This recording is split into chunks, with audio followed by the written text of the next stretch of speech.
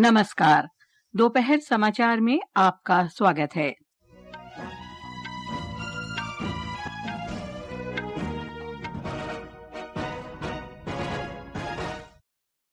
प्रधानमंत्री नरेंद्र मोदी ने कहा है कि उनकी सरकार ने 2014 में सत्ता में आने के बाद सशस्त्र बलों के लिए वन रैंक वन पेंशन योजना शुरू की। अब तक 1,20,000 करोड़ रुपए से अधिक वितरित हुए। राष्ट्रपति द्रौपदी मुर्मू ने महिलाओं के खिलाफ अत्याचार पर चिंता जताई। महिला सशक्तिकरण के लिए संयुक्त प्रयास का आह्वान किया। संयुक्त राष्ट्र महासभा में पाकिस्तान के प्रधानमंत्री शहबाज शरीफ द्वारा जम्मू कश्मीर का जिक्र करने पर भारत ने पलटवार किया और इसे पाखंड की पराकाष्ठा करार दिया। विदेश मंत्री सुब्रमण्यम जयशंकर आज न्यूयॉर्क में 79वीं संयुक्त राष्ट्र महासभा के उच्च स्तरीय सत्र को संबोधित करेंगे। मुंबई पुलिस ने केंद्रीय खुफिया एजेंसियों की संभावित आतंकवादी हमलों के बारे में चेतावनी के बाद हाई अलर्ट जारी किया। और कानपुर में ग्रीन पार्क स्टेडियम में भारत तथा बांग्लादेश के बीच दूसरे और अंतिम क्रिकेट टेस्ट मैच में दूसरे दिन का खेल वर्षा के कारण बाधित। दोपहर समाचार के साथ मैं लवली निगम। जम्मू कश्मीर में विधानसभा चुनाव के तीसरे और अंतिम चरण तथा हरियाणा में एक ही चरण के मतदान के लिए राजनीतिक दलों ने चुनाव प्रचार तेज कर दिया है। जम्मू कश्मीर में अंतिम चरण में विधानसभा की 40 सीटों के लिए 1 अक्टूबर को मतदान होगा। भारतीय जनता पार्टी के वरिष्ठ नेता और प्रधानमंत्री नरेंद्र मोदी ने कहा है कि जम्मू कश्मीर के लोग अपने बच्चों के लिए शांति और बेहतर भविष्य चाहते हैं। जम्मू में एक चुनावी रैली को संबोधित करते हुए उन्होंने कहा कि विधानसभा चुनाव के पिछले 2 चरणों में हुआ भारी मतदान इसका प्रमाण है। श्री मोदी ने कहा कि कांग्रेस देश के लिए अपने जीवन का बलिदान देने वालों का कभी सम्मान नहीं कर सकती। ये वही कांग्रेस है जिसने वन रैंक वन पेंशन के लिए हमारी सेनाओं के जवानों को 4 दशक तक इंतजार कराया। कांग्रेस ने हमारे फौजियों से झूठ बोला। ये कहते थे कि one rank one pension OROP से खजाने पर बोझ पड़ेगा, लेकिन मोदी ने फौजी परिवारों के हितों के आगे कभी भी खजाने को नहीं देखा। और इसलिए 2014 में सरकार बनने के बाद हमने OROP लागू किया। अभी तक फौजी परिवारों को 1,20,000 करोड़ रुपए से अधिक मिल चुका है। प्रधानमंत्री ने कहा कि हाल ही में वन रैंक वन पेंशन की समीक्षा की गई, जिससे सेना के जवानों के परिवारों को और अधिक धनराशि मिलेगी। प्रधानमंत्री ने स्मरण कराया कि वर्ष 2016 में आज ही के दिन भारत ने पाकिस्तान के विरुद्ध सर्जिकल स्ट्राइक की थी। कांग्रेस नेता प्रियंका गांधी भी आज केंद्र शासित प्रदेश में रैलियों को संबोधित करेंगी। जम्मू कश्मीर में विधानसभा चुनाव की विशेष श्रृंखला में आज हम चर्चा करेंगे सांबा विधानसभा सीट की।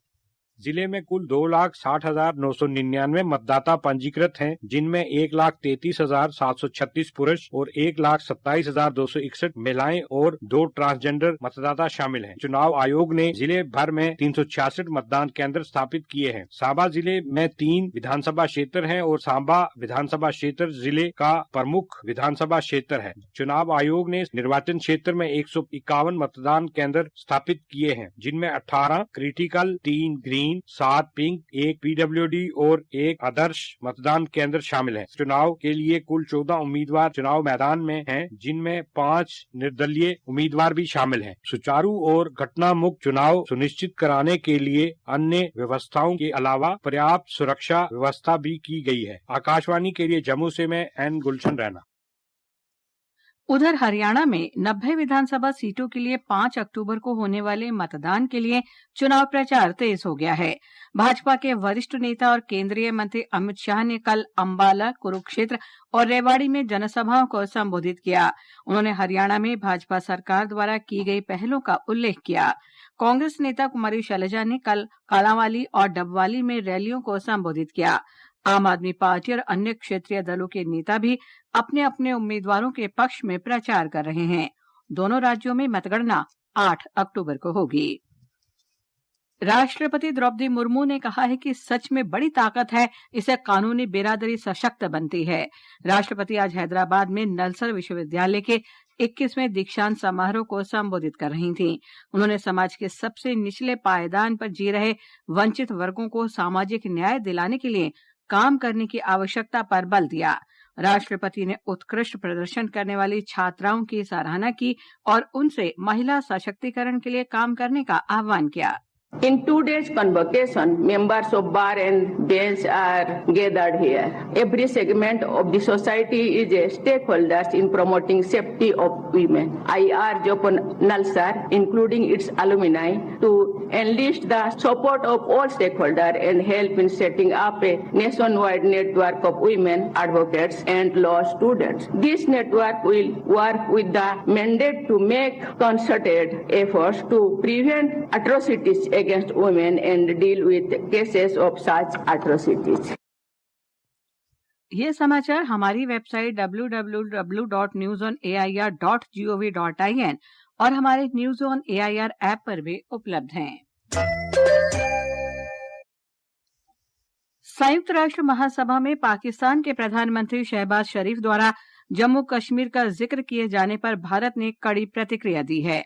भारत ने कहा है कि सैन्य शासन, आतंकवाद, नशीले पदार्थों की तस्करी और अंतर्राष्ट्रीय अपराधों के लिए पूरी दुनिया में कुख्यात पाकिस्तान जैसे देश ने विश्व के सबसे बड़े लोकतंत्र की आलोचना करने का दुस्साहस किया है।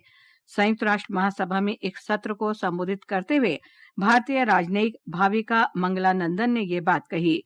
उन्होंने कहा कि पाकिस्तान ने भारत के अविभाज्य और अभिन्न अंग जम्मू कश्मीर में चुनावों को बाधित करने के लिए लगातार आतंकवाद का इस्तेमाल किया है। As the world knows, Pakistan has long employed cross-border terrorism as a weapon against its neighbors. It has attacked our parliament, our financial capital Mumbai, marketplaces and pilgrimage routes. संयुक्त राष्ट्र महासभा के 79वें सत्र में आम बहस के दौरान शहबाज शरीफ द्वारा जम्मू कश्मीर का मुद्दा उठाए जाने पर भारत ने जवाब दिए जाने के अपने अधिकार का इस्तेमाल करते हुए ये बातें कहीं। बिम्स्टेक नेताओं की आगामी शिखर बैठक की तैयारी के सिलसिले में न्यूयॉर्क में आज विदेश मंत्री डॉक्टर सुब्रमण्यम जयशंकर ने बिम्स्टेक देशों के विदेश मंत्रियों की अनौपचारिक बैठक की अध्यक्षता की। डॉक्टर जयशंकर ने कहा कि बिम्स्टेक उत्कृष्टता केंद्रों का विकास एक सामूहिक संकल्प है और ये पड़ोस प्रथम, विजन सागर तथा एक्ट ईस्ट पॉलिसी के अनुसार बिम्स्टेक के साथ व्यापक साझेदारी में भारत की प्रतिबद्धता की पुष्टि करता है। विदेश मंत्री डॉक्टर एस जयशंकर आज न्यूयॉर्क में संयुक्त राष्ट्र महासभा के 79वें सत्र को संबोधित करेंगे, जिसका विषय है कोई पीछे न रह जाए, वर्तमान और भविष्य की पीढ़ियों के लिए शांति, सतत विकास और मानवीय गरिमा के उन्नयन के लिए मिलकर काम करना। विदेश मंत्री संयुक्त राष्ट्र महासभा के इस सत्र में भारतीय प्रतिनिधिमंडल का नेतृत्व कर रहे हैं। इजरायल के रक्षा बलों ने दावा किया है कि कल बेरूत पर किए गए उसके हमले में हिजबुल्लाह नेता हसन नसरुल्लाह मारा गया है। सोशल मीडिया पर जारी एक बयान में कहा गया है कि हसन नसरुल्लाह अब विश्व को आतंकित नहीं कर पाएगा। नसरुल्लाह और हिजबुल्लाह के अन्य कमांडरों को निशाना बनाकर बेरूत पर इजरायल द्वारा रात भर किए गए हमलों के बाद ये बयान जारी किया गया है। हालांकि हिजबुल्लाह ने इस बारे में कोई टिप्पणी नहीं की है। केंद्रीय भारी उद्योग और इस्पात राज्य मंत्री भूपति राजू श्रीनिवास वर्मा ने कहा है कि देश की वैश्विक इस्पात उत्पादन क्षमता लगभग 2.5 अरब टन तक पहुंच गई है। नई दिल्ली में कल खनिज, धातु विज्ञान और सामग्री संबंधी अंतर्राष्ट्रीय प्रदर्शनी और सम्मेलन का उद्घाटन करते हुए श्री वर्मा ने इस्पात क्षेत्र में प्रौद्योगिकी से जुड़े नवाचार तथा सामग्री दक्षता की सराहना की। नई दिल्ली स्थित यशोभूमि में India international convention and expo centre में आयोजित खनिज, धातु विज्ञान और सामग्री संबंधी अंतर्राष्ट्रीय प्रदर्शनी और सम्मेलन का 14वां संस्करण कल संपन्न होगा। केंद्रीय सूचना संसदीय कार्य राज्य मंत्री डॉक्टर एल मुरुगन ने आज चेन्नई में एक पेड़ मां के नाम अभियान में भाग लिया। इस अवसर पर श्री मुरुगन ने कहा कि पिछले 10 वर्ष से सरकार राष्ट्र के विकास और बुनियादी ढांचे के विकास के लिए उत्सुक रही है। श्री मुरुगन ने जनता से 2 अक्टूबर को महात्मा गांधी के जन्मदिन के उपलक्ष्य में खादी पहनने की अपील की। केंद्रीय मत्स्य पालन, पशुपालन और डेयरी मंत्री राजीव रंजन ने कहा है कि पौधारोपण से जलवायु परिवर्तन से निपटने में मदद मिलेगी। श्री रंजन ने आज नई दिल्ली में एक पेड़ मां के नाम अभियान के अंतर्गत पौधारोपण अभियान का नेतृत्व किया। कार्यक्रम के दौरान उन्होंने बच्चों से कहा कि वे व्यापक पौधारोपण अभियान के बारे में जागरूकता फैलाएं। श्री रंजन और मत्स्य पालन, पशुपालन और डेयरी राज्य मंत्री जॉर्ज कुरियन ने भी इस अभियान के तहत पौधा लगाया। सब लोग अपने अपने गांव में जाइए, अपने अभिभावकों से कहिए कि हर आदमी 5-5 पेड़ लगाओ। प्रधानमंत्री जी ने एक कहा है, हम 5 पेड़ लगा के प्रधानमंत्री जी को खबर करेंगे कि हमने 5 पेड़ लगा। और इस अभियान को आप अगर सफल बनाएंगे, आने वाला भविष्य सुरक्षित होगा, पर्यावरण से सुरक्षित होगा, जलवायु परिवर्तन से सुरक्षित होगा। ये समाचार आकाशवाणी से प्रसारित किए जा रहे हैं। केंद्रीय खुफिया एजेंसियों ने संभावित आतंकवादी हमले की चेतावनी के बाद मुंबई पुलिस ने वित्तीय राजधानी में हाई अलर्ट जारी किया है। धार्मिक स्थलों और भीड़भाड़ वाले इलाकों तथा संवेदनशील स्थानों पर सुरक्षा व्यवस्था बढ़ा दी गई है। नवरात्रि पर्व के मद्देनजर सिद्धिविनायक मंदिर सहित कई लोकप्रिय मंदिरों में भी सुरक्षा बढ़ा दी गई है और अतिरिक्त सुरक्षा कर्मियों को तैनात किया गया है।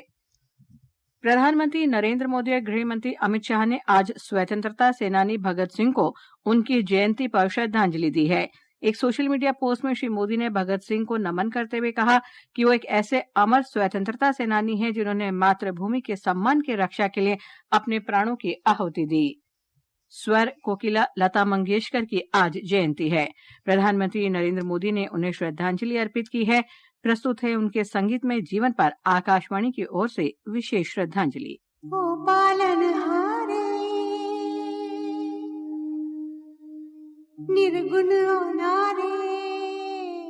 स्वर कोकिला के नाम से विश्व विख्यात पार्श्व गायिका लता मंगेशकर की आज 95वीं जयंती है। लता मंगेशकर का जन्म 28 सितंबर 1929 को इंदौर में हुआ। उन्होंने दशकों तक अपनी मनमोहक आवाज से करोड़ों लोगों को मंत्रमुग्ध किया। लगभग 70 वर्ष से अधिक के अपने संगीतमय सफर में उन्होंने विभिन्न भाषाओं में 25,000 से अधिक गानों को अपनी मधुर आवाज दी। लता दीदी अपनी विशिष्ट और मधुर आवाज के लिए भारत रत्न से भी सम्मानित की गयी। उनकी आवाज को सुनकर कभी कोई भाव विभोर हो गया तो कभी उनकी आवाज ने सीमाओं की रक्षा करते हुए जवानों को देशभक्ति की भावना से ओतप्रोत कर दिया। मेरे वतन के लोग, जरा आँख में भर लो पानी, जो शहीद हुए हैं उनकी जरा याद करो। लता मंगेशकर जैसे व्यक्तित्व इस दुनिया में विरले ही जन्म लेते हैं। 6 फरवरी 2022 को स्वर कोकिला लता मंगेशकर ने मुंबई में अपनी अंतिम सांस ली। मेरी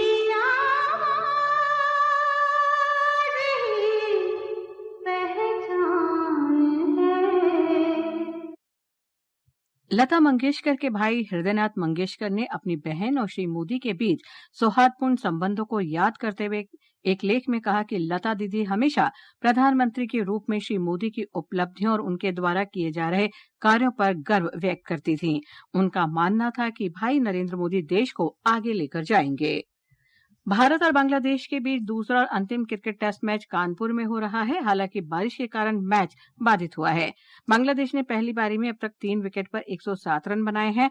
मैच के पहले दिन कल सिर्फ 35 ओवर का ही खेल हुआ था। 2 क्रिकेट टेस्ट मैचों की श्रृंखला में भारत 1-0 से आगे है। केरल के राज्यपाल आरिफ मोहम्मद खान ने आज लोगों से समाज में शांति से रहने के लिए अन्य संस्कृतियों के प्रति सामंजस्य स्थापित करने का आग्रह किया। नई दिल्ली में आकाशवाणी रंग भवन में एक कार्यक्रम को संबोधित करते हुए श्री खान ने कहा कि भारत हमेशा हर संस्कृति का सम्मान करता है। अंत में मुख्य समाचार एक बार फिर। प्रधानमंत्री नरेंद्र मोदी ने कहा है कि उनकी सरकार ने 2014 में सत्ता में आने के बाद सशस्त्र बलों के लिए 1 रैंक 1 पेंशन योजना शुरू की। अब तक 1,20,000 करोड़ रुपए से अधिक वितरित हुए। राष्ट्रपति द्रौपदी मुर्मू ने महिलाओं के खिलाफ अत्याचार पर चिंता जताई। महिला सशक्तिकरण के लिए संयुक्त प्रयास का आह्वान किया। संयुक्त राष्ट्र महासभा में पाकिस्तान के प्रधानमंत्री शहबाज शरीफ द्वारा जम्मू कश्मीर का जिक्र करने पर भारत ने पलटवार किया और इसे पाखंड की पराकाष्ठा करार दिया। विदेश मंत्री सुब्रमण्यम जयशंकर आज न्यूयॉर्क में 79वीं संयुक्त राष्ट्र महासभा के उच्च स्तरीय सत्र को संबोधित करेंगे। इसके साथ ही दोपहर समाचार का ये अंक समाप्त हुआ। नमस्कार।